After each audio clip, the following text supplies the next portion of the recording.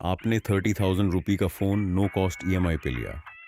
आपको लगा बिल्कुल फ्री, कोई इंटरेस्ट नहीं। लेकिन आपके क्रेडिट कार्ड स्टेटमेंट में सिर्फ 810 रुपये एक्स्ट्रा आया। ये जीएसटी है। उस इंटरेस्ट पे जो आपने दिया ही नहीं। यही आपके साथ हो रहा है।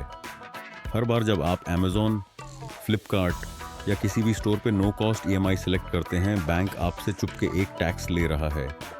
और रूल ने ये बैंक को करने दिया है, सिर्फ क्रेडिट कार्ड पे। पिछले साल आपने अगर 3 नो कॉस्ट ईएमआई ली हैं, फ़ोन, लैपटॉप, फ्रिज, तो आपने लगभग 2,000 रुपये सिर्फ जीएसटी में दे दिया है। ऐसा कुछ जिसका आपको पता भी नहीं था। आज वो ट्रैप में दिखाता हूँ पूरा।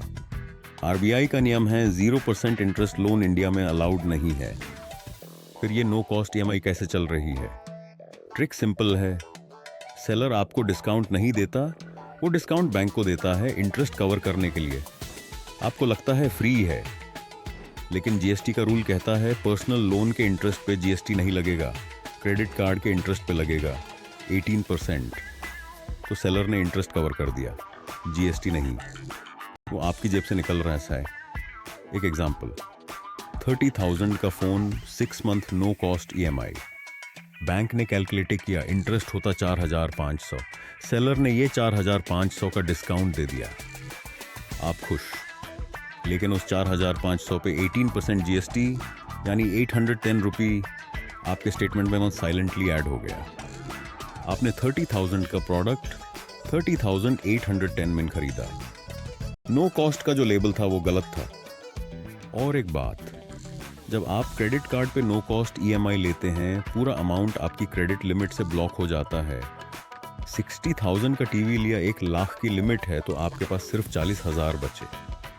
पूरे साल के लिए CIBIL स्कोर गिरने लगेगा, यूटिलाइजेशन बढ़ गया, प्रोसेसिंग फी, फोरक्लोजर पेनल्टी अगर आप पहले खत्म करना चाहें, रिवॉर्ड पॉइंट्स ब्लॉक। ये सब वो छोटी छोटी बातें हैं जो जीरो कॉस्ट वाले पेज पे लिखी नहीं होती। और सबसे बड़ी बात, कैश देने वाला कस्टमर उसे स्टोर एक्स्ट्रा डिस्काउंट देता है, ईएमआई वाले को नहीं। यानी आप डबली हार रहे हैं, डिस्काउंट भी नहीं मिला, जीएसटी भी दे दिया। तो क्या करें? 3 सिंपल चीज़ें। एक, चेकआउट पे पूछो अगर मैं कैश दूं तो क्या प्राइस है, डिफरेंस देखो। 2, क्रेडिट कार्ड स्टेटमेंट हर महीने खोलो, जीएसटी की एंट्री ढूंढो। 3, छोटे छोटे प्रोडक्ट्स पे ईएमआई मत लो, सिर्फ वहाँ यूज़ करो जहाँ कैशमैन लेना पॉसिबल नहीं है। और अगले हफ्ते एक और सच, यही क्रेडिट कार्ड ईएमआई आपके CIBIL स्कोर को साइलेंटली खा रही है। बैंक कभी नहीं बताएगा, मैं बताऊंगा। ये चैनल है बैंकिंग ट्रूथ इंडिया। 15 साल मैंने सिस्टम के अंदर देखा है, अब आपको दिखा रहा हूं। सब्सक्राइब करो, बेल आइकन दबाओ। हर सैटरडे एक सच। मिलते हैं अगले हफ्ते।